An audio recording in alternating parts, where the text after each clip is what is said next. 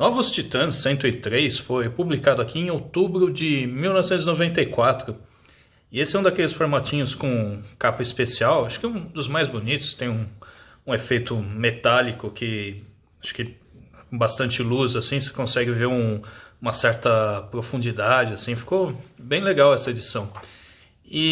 Mas o engraçado é que esse efeito normalmente a Abril colocava em algumas revistas que iam ter alguma história especial, um evento ou republicação de alguma história importante, e não é o caso dessa edição. Essa aqui é uma história dos Titãs que acontece algum tempo depois do final da saga Caos Total, no número 100, e aí você teve duas edições com histórias mais divertidas, assim, daquela pausa entre as sagas maiores.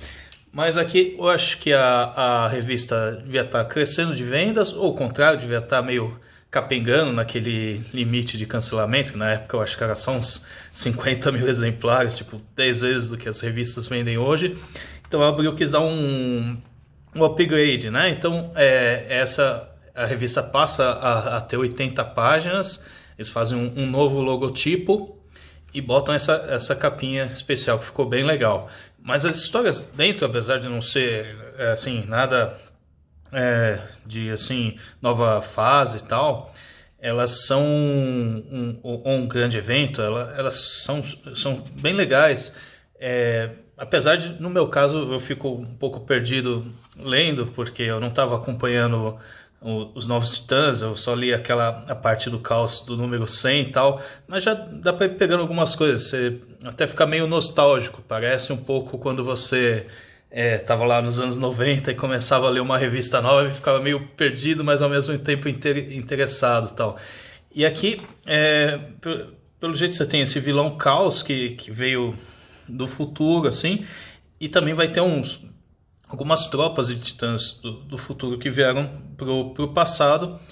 E mesmo terminada essa saga Caos, você tem esses inimigos chamados os Juri, que eles ficam culpando os titãs pelo surgimento do caos ou algo do tipo. Então eles estão aqui no passado matando cada versão de titãs que eles encontram pelo caminho, né? Abre matando essa mocinha aqui da floresta amazônica e tal, e depois eles vão acabar indo atrás de outras tropas titãs também, com esse cara aqui, o Batalhão, que pelo que eu entendi, ele é tipo um chefe de alguns dos titãs do futuro, é um cara mais fodão, assim.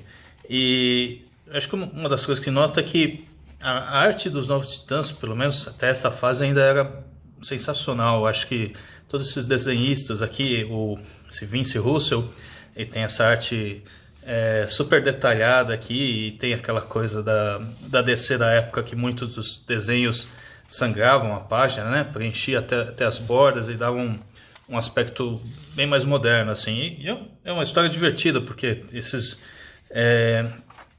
Júri, ele fica sempre tentando matar os titãs, e tem esse batalhão aqui que também é um cara durão, assim, para lutar contra e tal.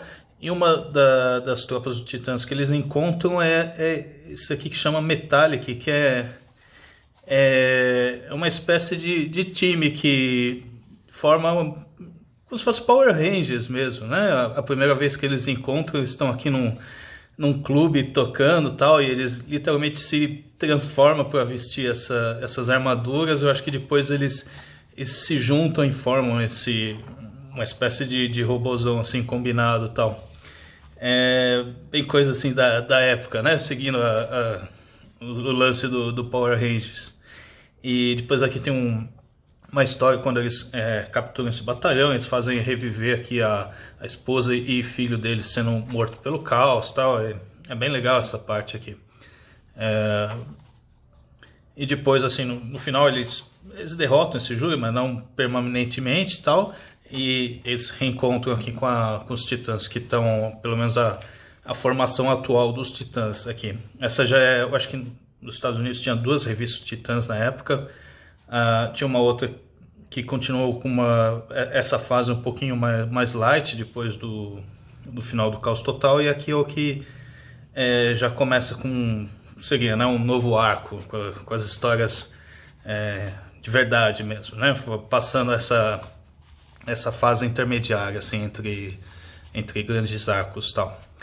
Aí, terminando essa edição, vai ter assim, bastante sessão de cartas. No meu caso, acho que foi uma das sessões de cartas que é até legal eu ler, porque como não acompanho Titãs, estava perdido em muitas coisas, né? É engraçado, parece uma coisa que você está mesmo na época, lendo a sessão de cartas e aprendendo coisas que você não conhece.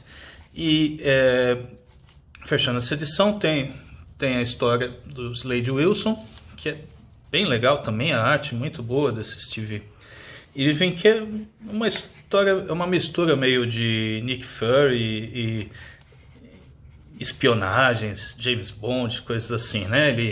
Ele foi resgatado por essa mulher Jade, até achei que era uma Mulher Maravilha, assim.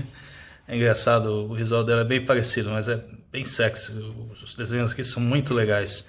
E foi ressuscitado para trabalhar para ela, que é uma espécie de mercenária, e ela tá tretada com outro grupo aí terrorista, tal, que ela tinha ajudado no passado, e agora manda um pessoal para invadir a base dela e matar todo mundo que estava lá, né, incluindo o Slade Wilson. E aí eles lutam juntos assim para derrotar esse pessoal que estava invadindo eles. Tá aqui incluído o Ricardito dos Novos Titãs, que vai estar aqui no meio também. Outra história assim bem legal, também com desenhos muito bons. E eu acho que é o lance, né, dessa parte dos Novos Titãs, pelo menos até essa época, sempre tinha histórias divertidas com a arte de qualidade, né? Então eu comprei aquele número 100, aí eu comecei a comprar desses números 101, 102, 103, chamou atenção, né, para essa capa aqui quando eu vi no sebo.